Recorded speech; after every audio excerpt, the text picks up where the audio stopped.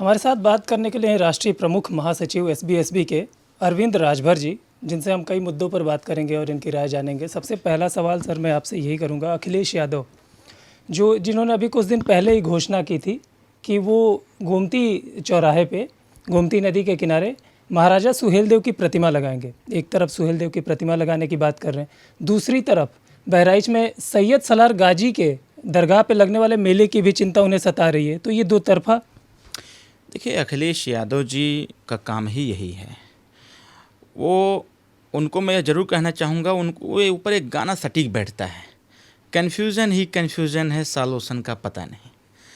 कभी कभी अखिलेश यादव जी के इस प्रकार के स्टेटमेंट और इस प्रकार के स्टैंड से हमको हंसी आती है कि माननीय अखिलेश यादव जी अभी कुछ दिन पहले कहे कि हम गोमती रिवर फ्रंट पर महाराजा सुहेलदेव राजभर जी की मूर्ति लगाएंगे और उनके हाथ में जो तलवार है वो सोने की लगाएंगे। तो कम से कम राजा सुहेलदेव राजभर जी के इतिहास को पहले उनको पढ़ना चाहिए। चक्रवर्ती सम्राट राष्ट्रवीर राजभर महाराजा सुहेलदेव राजभर जी का इतिहास रहा है कि विदेशी आक्रांता जब इस भारत पर हमला किए, जब इस देश के 1/3 राजाओं को परास्त करके इस देश में धर्म का परिवर्तन करा रहे थे, तो उस बेग को रोकने का काम किसी ने किया तो चक्रवर्ती सम्राट राष्ट्रवीर राजभर महाराजा सुहेलदेव राजभर जी ने किया।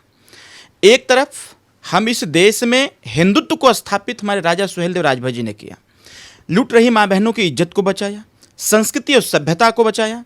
उसके बाद पुनः एक बार हिंदुत्व को स्थापित भी करने का प्रयास किया और सफलता भी प्राप्त हुई। अखिलेश यादव जी राजनीति के चक्कर में उनके आंख पर जो पट्टी बंधी हुई है, एक तरफ राजा सुहेलदेव राजभर जी के हिमायती बनते हैं और दूसरे तरफ राजा सुहेलदेव राजभर जी ने जिसको नस्ते नाबूद कर दिया उसको बचाने का भी काम कर रहे हैं। वही सवाल आपसे कर रहा हूँ कि अखिलेश यादव एक तरफ बोल रहे हैं कि महाराजा सुहेलदेव की प्रतिमा लगाएंगे, अष्ट धातु की उनके हथियार रहेंगे, लेकिन दूसरी तरफ उन्हीं के सांसद जियाउर रहमान बर्क सैयद सलार गाजी को सूफी संत बताते हैं। सैयद सलार मसूद गाजी जो देश का इतिहास बताता है और तमाम अंग्रेज़ों के द्वारा जो लिखी गई किताबें हैं, जो मुस्लिमों के द्वारा भी लिखी गई किताबें हैं, उसमें बताया गया है कि लुटेरा था। अखिलेश यादव जी को लगता होगा, उनके सांसदों को लगता होगा कि यह मसीहा था, मसीहा रहता तो उसको राजा सुहेलदेव राजभर जी नस्ते नाबूद नहीं करते। अखिलेश यादव जी को पर्टिकुलर मुस्लिम समुदाय के वोट की चिंता है और इसीलिए वो दो मुँहा सांप बन गए हैं। जब हमारे हिंदू पक्ष के लोग या फिर उनके जब वोट की चिंता होती है तब कहते हैं कि राजा सुहेलदेव राजभर जी की मूर्ति स्थापित करेंगे, और जब वो लोग उनसे दूर हट जाते हैं, थोड़ा सा राजनीति से जब थोड़ा सा दूर हटते हैं, जब उनके पास मुस्लिम पक्ष पहुंचता है, जब उनके वोट की चिंता होती है तो कहते हैं कि मेला हम जरूर लगवाएंगे। मैं कह रहा हूं डॉक्टर अरविंद राजभर, मेला तो नहीं लगने देंगे।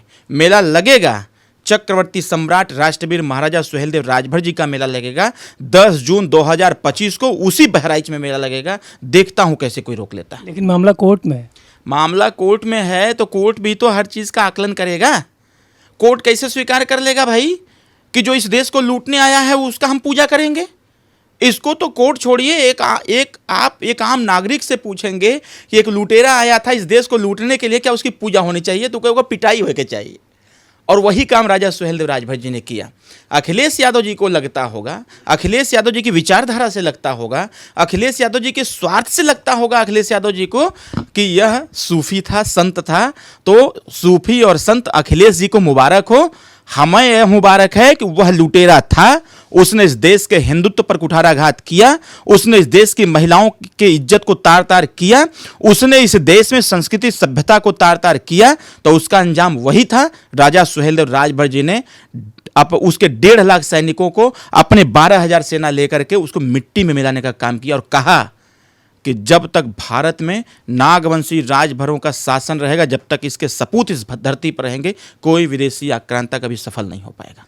अचानक से उनको महाराजा सुहेलदेव की याद क्यों सताने लगी है? ओठ, क्योंकि जैसे जैसे ओम प्रकाश राजभर अपनी ताकत को बढ़ा रहे हैं और इनके पार्टी के लोग जो इनके नीचे विधायक सांसद होते हैं, यह लोग हमारे वोट को, जो हमारा वोट राजभर वोट है, हमारे वोट को यह लोग पैसे के दम पर, दारू के दम पर, मुर्गे के दम पर, दबाव के दम पर, तमाम तरह के प्रलोभन देकर के वोट ले लेते थे। जब आज यह वोट इकट्ठा हो गया है तो अखिलेश यादव जी के मुंह में पानी आने लगा है। उनको लग रहा है कि यह 4.5% वोट उत्तर प्रदेश के पूर्वांचल का निर्णय देता है। उनको याद है 2022 का गठबंधन एक तरफा हो गया था, पूर्वांचल बीजेपी साफ हो गई थी। उनको पता है कि क्या पोजीशन है राजभरों की। मिला कि ये पूर्वांचल की 17 सीटों का जो राजभर वोटों का वर्चस्व है 17 सीटों पर, उसी पर अखिलेश यादव की नज़र है, आपका ये कहना? नहीं, 17 सीटें नहीं, 104 सीटों पर नजर है अखिलेश यादव की। 17 सीटें कह के तो उनको लोग कंफ्यूज कर दिए थे। वो जब हमारे साथ खड़े हुए तब उनको पता चला कि यार ये 5 जिले की पार्टी नहीं है, 28 जिले की पार्टी पूर्वांचल की है। और उन्होंने जब देखा, विधानसभाओं में जा करके जब देखा, वोट का आकलन किया, जब डेटाबेस हमने प्रोवाइड कराया, उनको लगा कि यह वोट मजबूत वोट है जो कहीं हमसे छूट गया था। अब उसको प्रलोभन दे रहे हैं कि हम मूर्ति लगवा के, तो इनके एक मूर्ति नहीं, हम तो चाहते हैं जितना माल लूट करके रखे हुए हैं हर राजभर बस्ती में मूर्ति लगवा दें। कम से कम एक नाम तो होगा कि चलिए, जब अखिलेश यादव जी की सरकार थी, मुलायम सिंह यादव जी की सरकार थी, इन लोगों की सरकार थी, तो उस समय इन लोगों को सुध नहीं आई कि एक इस देश के राजा सुहेलदेव राजभर भी हैं। अरे कभी भी, आज भी मैं कह रहा हूं कि किसी पोस्टर पर महाराजा सुहेलदेव राजभर जी का फोटो नहीं आता है। क्यों नहीं आता भाई? अगर आप उनको मानते हो, उनके बारे में चिंता और चर्चा कर रहे हो, तो अपने पोस्टर पर क्यों नहीं लाते हो? जय समाजवाद बोल सकते, लेकिन जय सुहेलदेव नहीं बोल सकते। यादव की हत्या होगी, वहां जाके 5 लाख रुपया दे सकते हो, लेकिन राजभर को नहीं दे सकते हो। तो ये जो स्वार्थ की पॉलिटिक्स अखिलेश यादव जी करने का प्रयास कर रहे हैं, जनता पढ़ी लिखी है, समझदार हो गई है, जागरूक हो गई है। आप कह रहे हैं कि उनको अपने पैसे से मूर्ति लगवा देनी चाहिए, प्रतिमा बनवा देनी चाहिए, लेकिन इसके लिए तो उनको सत्ता में आना पड़ेगा ना? अरे कोनो जरूरी है सत्ता में आना? मूर्ति हम लोग नहीं लगवा रहे हैं। वो कह रहे हैं कि मैं सत्ता में। अखिलेश ये सत्ता का स्वार्थ उनको, असल में जिसको सत्ता का स्वाद लग गया है वो बिना सत्ता के कुछ करना नहीं चाहता। फिर क्यों कह रहे हैं इस बात को? जब मेरी सत्ता आएगी, जब सत्ता आएगी तो देखा जाएगा, न 9 मन गेहूं होगा, न राधे गौने जइहें। अखिलेश यादव जी का जिस प्रकार का कृत्य है वह जनता समझ रही है, जान रही है। अखिलेश यादव जी जब तक इसका समर्थन करते रहेंगे, जिस वोट की उनको चिंता है, अब वो दोबारा सत्ता में नहीं आने वाले। एक आखिरी सवाल है जो इस मुद्दे से जरा हट के, अभी भारतीय सेना ने पाकिस्तान पर एयर स्ट्राइक किया, कई आतंकी ठिकानों को तबाह कर दिया, उसमें भी अखिलेश यादव, पूरा विपक्ष साथ है सरकार के, लेकिन अखिलेश यादव साथ तो हैं। उन्होंने एक और बयान दिया कि पहले कहा जाता था कि पारंपरिक सेना युद्ध में नहीं आएगी, पारंपरिक सेना का ही प्रयोग किया गया, तो अग्निवीर क्यों लाया गया? अग्निवीर के हम खिलाफ हैं। देखिए, अखिलेश यादव जी को मैं क्या बताऊं। अखिलेश यादव जी का स्टेटमेंट हम जैसे युवाओं को के मनोबल को तोड़ता है। इस देश में एक घटना घटित हुई पहलगाम में, 28 बेगुनाह लोगों को आतंकवादियों ने मौत के घाट उतार दिया। जिस दिन यह घटना घटित हुई, जहां पूरा देश शोक में डूबा हुआ था, देश यह इच्छा व्यक्त कर रहा था कि आखिर इस पे हमारी सरकार का क्या स्टैंड है। जब पूरा देश सरकार की तरफ देख रहा था, पूरा विपक्ष खड़ा हो गया था एक साथ कि अब पाकिस्तान को मुंहतोड़ जवाब देने की आवश्यकता है। उस स्थिति में भी अखिलेश यादव जी का एक स्टेटमेंट ऐसा था कि जो इस देश के युवाओं को झकझोर दिया था। अखिलेश यादव जी को मुख्यमंत्री बना करके जनता ने यह कहा था कि हम लोगों ने गलती कर दिया था उस समय जब अखिलेश यादव को मुख्यमंत्री बनाया।